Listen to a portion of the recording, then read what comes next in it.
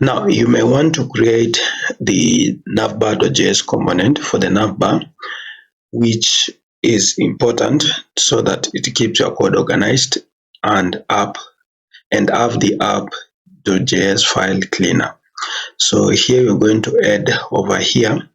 So within our ecommerce Crud React application, so on the source folder here, I just want you to come here and create navbar.js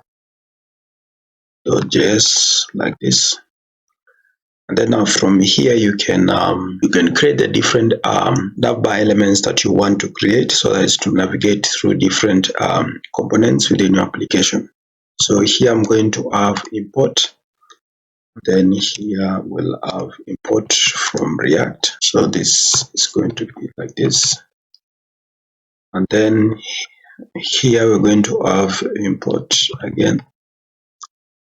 So this will be link. And then this will be from React. And then here we're going to have const navbar, which is equal to this. So here we're going to have return, and inside there we're going to have the nav like this. So inside there we're going to have now the link, and this link is going to have, for example, link 2, and then this is so the first one is going to be the home. We're going to have a link to home page.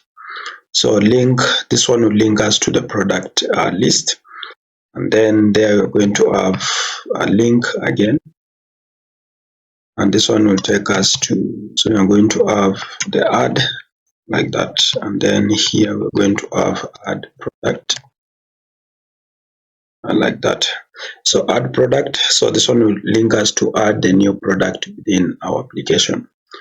So let's close this one with semicolon like that, and then here we're going to have export default to make our application available. So that's what you're going to have like that. Right now here, once we do this, now we can import and use the navbar in app.js. So when I save this, we can go to app.js. So where is it? Let's look for it here. So app.js. So here we can come here and import that given navbar here. So we can have import, then navbar like that. And then inside the const app here, what we can do here is we can import the navbar. We can return now. We can see here where we have the router here. So inside here we can have the navbar, this, and then you have something like that. So that means now we are going to have a navbar like that. So once we have that one, now so let's okay, so this has compiled. So here we can just come here and check, and you can see here we have our navbar, whereby we have our home, and then we have the one that takes us to add, that is the add product component, and that's what we have. So that's what we have. Right, so now let's continue and look at creating login and registration components.